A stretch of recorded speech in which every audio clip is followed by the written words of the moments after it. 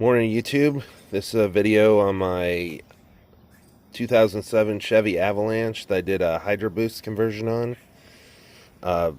Sure most of you know that the Hydroboost is a system GM has used for quite a few years now for the brake booster on some of their light duty trucks, but mostly their heavy duty trucks. I put a cam in this motor last summer, and it's a BTR stage 2 cam, and so it doesn't make as much vacuum. So what was happening is the truck was wanting to die sometimes when I'd hit the brakes, like say in a parking lot or something.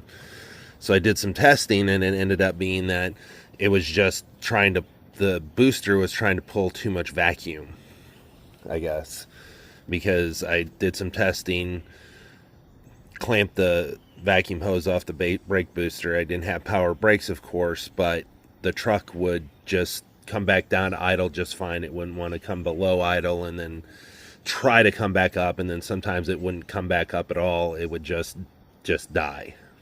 So I decided to do this. First I tried a vacuum pump, but that was giving me a lot of problems too. I think the vacuum pump just couldn't keep up with it. So I decided to do a Hydroboost conversion, and so I'm going to tell you about how I did that, what I needed, some of the difficulties I had.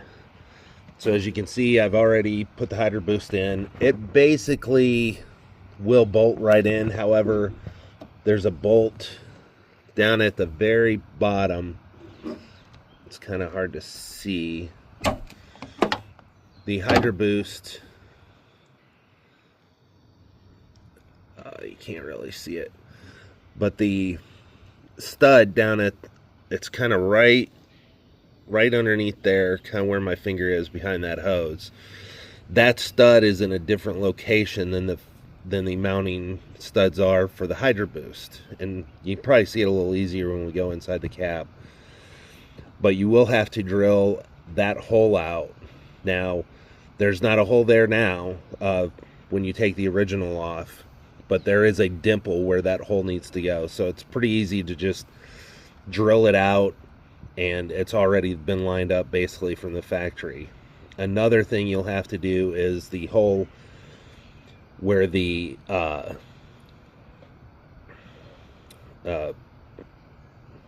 bar goes through. That will have to be, you'll have to take some of the top off. And on mine, you can kind of see where the firewall was kind of already marked for it.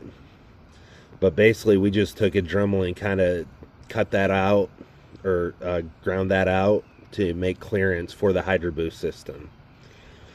So before we go any too much further, I got the Hydroboost booster and the master cylinder. You will need both of those things. You are also going to need a pedal assembly and you'll get all these parts off a 2007 through 2010 GM full-size truck, a 3500 or a 2500 HD.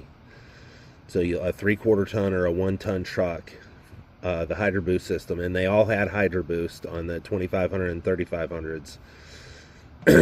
So if you can find one at a junkyard, which I happen to do, you can just pull the whole system. Now, this hose right here is the return hose, and that goes down to the power steering pump. Now, you don't necessarily need a new power steering pump, because they do use the same power steering pumps. I got a new one just because mine needed a new power steering pump anyway. I was kind of doing some whining before I did all this, so I went ahead and opted for a new power steering pump. Now, if you're going to reuse your old power steering pump, which is completely fine, it's only going to have one return line. So this is, I'm trying to find this hose right here is the return line from your power steering rack. what you can do, instead of, if you don't get a new pump with this second return nipple on it, you can just go ahead and put a brass T in this line, and then just run a hose from your Hydroboost down to that T, and it'll do the same thing. So another issue I ran into was that on the power steering rack, these do not screw in. It's very hard to see, but you'll see down there, there's the two lines going into the rack. One's the return and one's the feed, but they do not screw in. They just have a bracket between them that bolts down, that holds everything in place, and it's just O-ring seals. So what I ended up doing is I bought a 6AN line kit off Amazon. I think it was like $40 some. It came with two hoses. Came with this silver one, and then it also came with a black one. Now, if you order that kit, do not use the black one. You have to use the silver one because it's meant for higher pressures. But then it came with 90-degree fittings, couple 90-degree fittings. It came with the fittings to change that.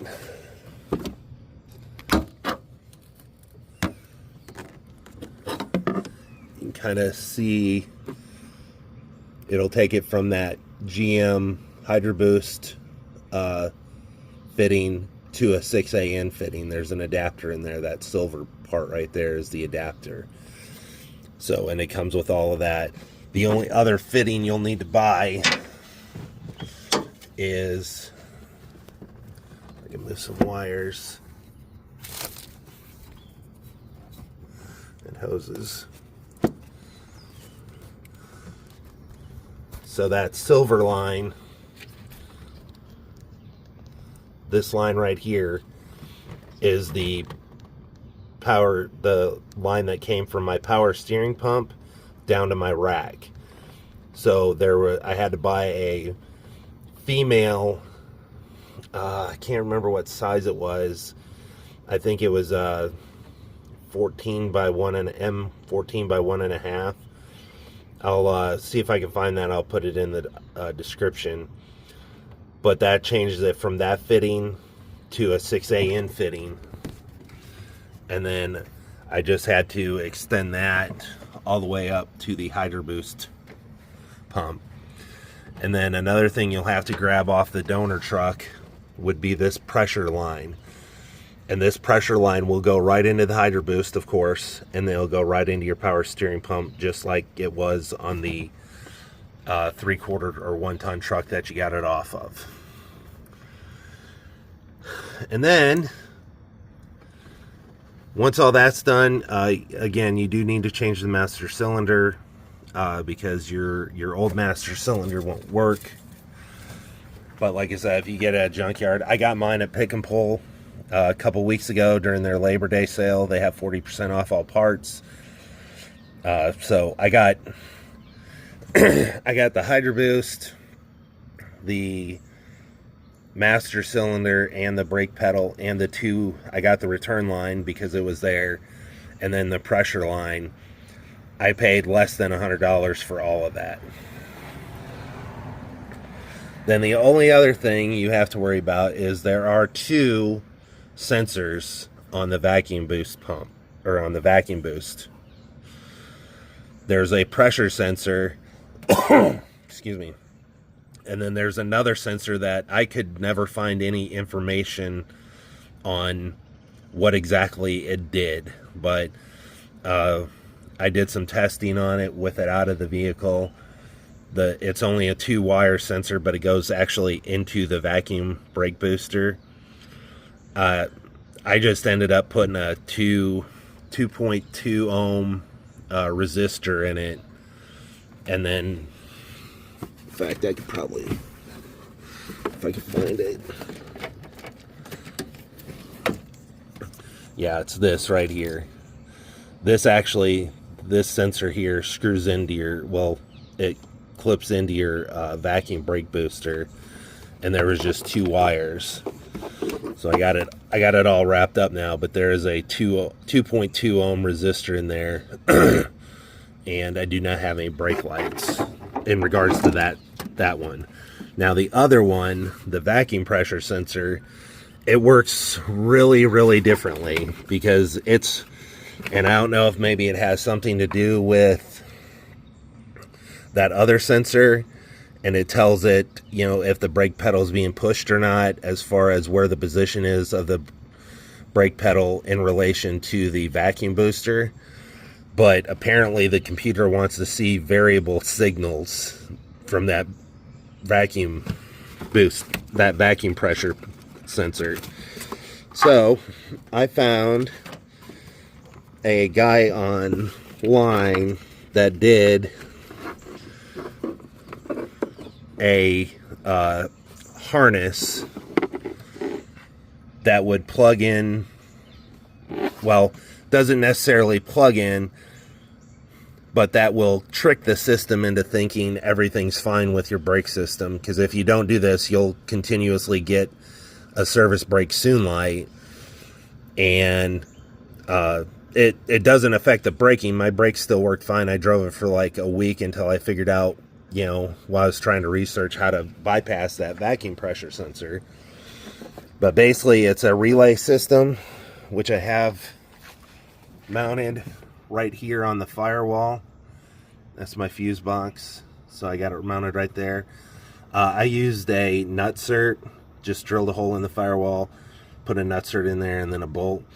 You could probably get away with using a self-tapper if you wanted to, but I'll post a link to the PDF for this harness, because you will have to cut. This is not the original plug. This plug was one I had to buy in order to make all this work. So you'll have to cut off the original vacuum sensor plug, which is a 3-wire plug, and then wire it all up. There's some resistors in here. That's what this is covering, is the resistors. Eventually I'm going to get some wire loom.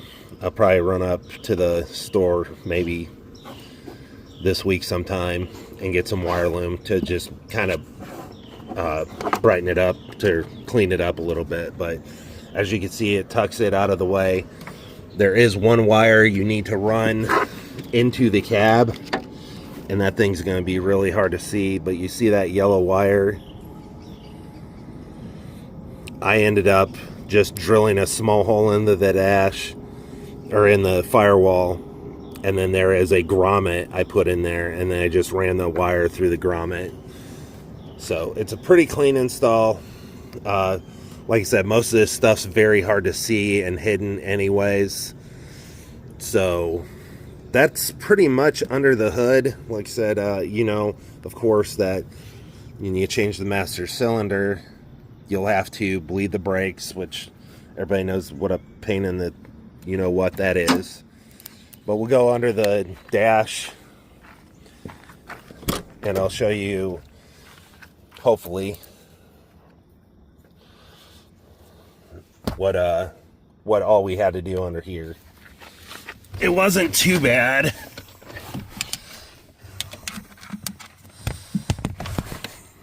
Oh, let me get my light fixed.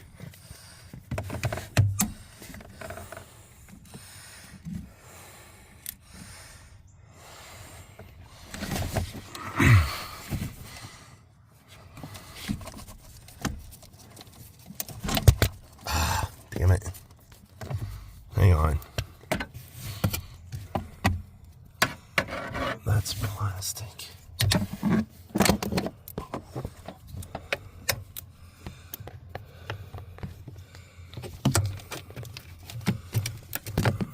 Okay. All right, back here under the dash. As you can see, so right here is where the original mounting stud was. This is where we had to drill the hole. So you will have to cut out some of this plastic. This is just a plastic cover. You could grab this whole cover and the brake pedal mounting plate. It's definitely not necessarily, not really worth the hassle. Damn it. Fucking light. There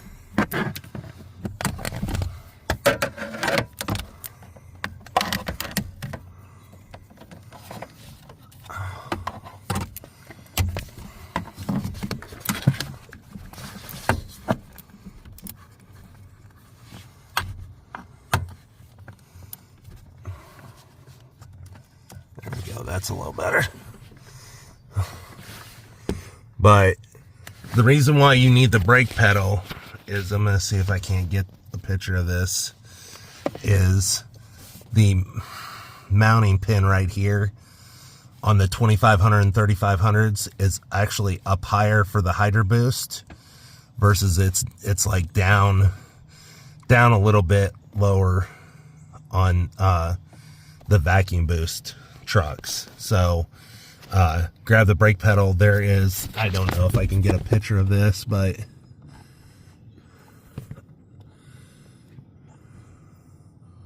there's just one bolt that holds that brake pedal in, and it's, you probably can't see it, but the bracket's the same on both vehicles except for the hole location for the mounting. And if you just, I think it's an 18 millimeter that you'll need for both sides.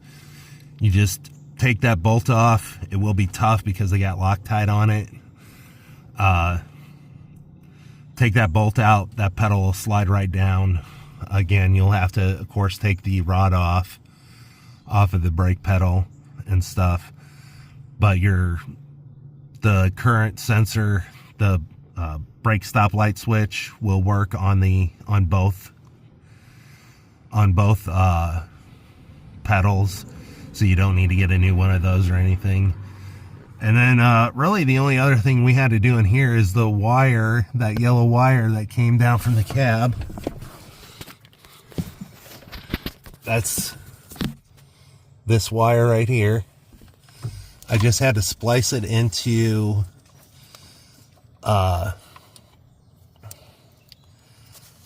this blue wire. I don't know if you can see that at all, but there's a pink plug. This right here is your body control module, and you can kind of see that pink plug right there. There's a light blue wire in that, and it's a fairly thick wire. I'm not sure what gauge, but I just got one of those T-taps, which is right here.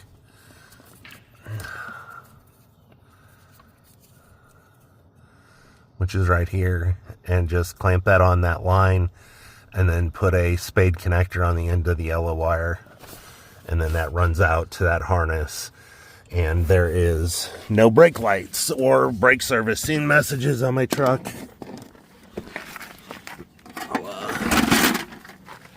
I'll start it up to show you.